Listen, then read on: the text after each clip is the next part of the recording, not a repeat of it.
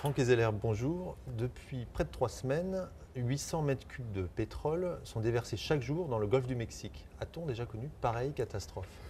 Oui, on a déjà connu pareille catastrophe à divers titres. On a eu, il y a une trentaine d'années, en 1979, un accident également dans le golfe du Mexique, au Mexique, de plateforme qui a duré 10 mois avant qu'ils arrivent à fermer le puits. Mais les technologies ont changé.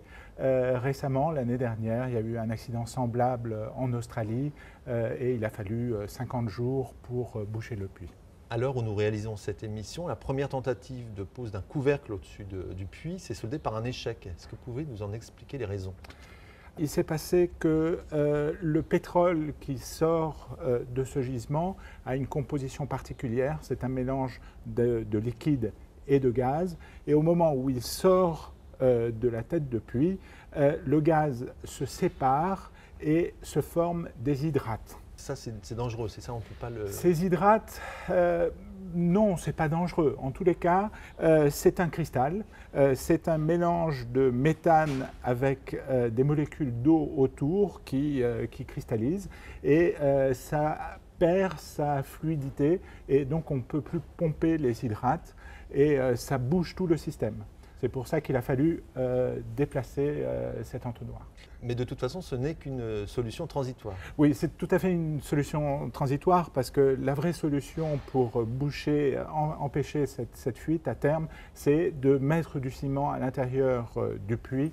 Et ça, pour faire ça, il faut un petit peu de temps et c'est à ça que servent les deux plateformes qui ont été amenées sur place il y a quelques semaines. Mais en attendant, on a une marée noire assez exceptionnelle, j'imagine. C'est une marée noire importante, 800 mètres cubes par jour de pétrole, c'est quelque chose qui est loin d'être négligeable en termes d'impact environnemental. Oui. Alors, de quoi dispose-t-on aujourd'hui pour juguler une telle marée noire? Alors, quand on a une marée noire, on a toute une palette d'outils pour la combattre. Le premier outil, c'est d'essayer de confiner le pétrole qui sort dans un endroit et le pomper en surface, en l'occurrence. Quand on n'arrive pas à le prendre en bas, mais on a vu à l'instant qu'on n'arrivait pas à le canaliser en bas. Donc en surface, le rassembler avec des bouées et le pomper. Première chose. Si les vagues sont trop importantes, dépassant 1 mètre, 1 mètre 50, le pétrole va passer au-dessus des bouées ou en dessous, et donc on ne peut pas le confiner. Dans ce cas-là, la technologie disponible, c'est de mettre des dispersants. Que vont faire les dispersants? Ce sont des tensioactifs, un petit peu comme le savon que vous utilisez à la maison pour laver vos mains et qui vont enlever la graisse que vous avez dessus. Ça va disperser, faire des toutes fines gouttelettes d'huile dans la mer. Deuxième technologie. La troisième, qui a été utilisée par les autorités américaines et BP, c'est de mettre le feu. Quand on met le feu à une nappe de pétrole en mer, on va avoir une combustion incomplète, donc on va générer des hydrocarbures particuliers qui n'étaient pas présents avant, qui s'appellent des hydrocarbures aromatiques polycycliques. Ce sont les mêmes qui sont présents dans la fumée de cigarette et qui déclenchent le cancer des fumeurs. Donc ces hydrocarbures particuliers vont se retrouver dans la fumée, vont se retrouver dans l'eau, ils vont aller directement dans l'eau et ils vont se retrouver également dans l'huile résiduelle.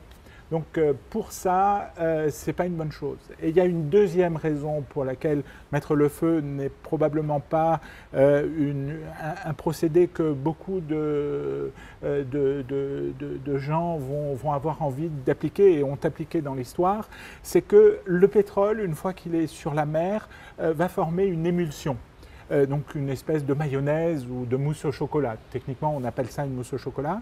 Et cette mousse au chocolat contient beaucoup d'eau, de 50 à 70, 80% d'eau.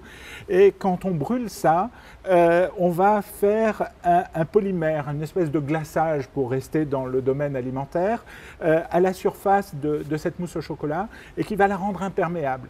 Et à partir du moment où elle va être imperméable, elle va être beaucoup plus difficile à s'évaporer. Les hydrocarbures légers vont avoir du mal à s'évaporer. Et puis les autres hydrocarbures vont être moins susceptibles à une biodégradation parce que les bactéries sont capables de dégrader les hydrocarbures. désormais, ce sont plutôt les dispersants qui sont utilisés? Oui, ils ont utilisé beaucoup de dispersants. J'ai entendu un chiffre de 1000 mètres cubes de dispersants qui ont été répandus, dont en partie une nouvelle façon d'utiliser des dispersants très proches de la source, donc à 1000 mètres de profondeur. Je ne sais pas si c'est efficace ou pas, l'histoire nous le dira certainement. Mais concrètement, on va aboutir à quoi avec ces dispersants?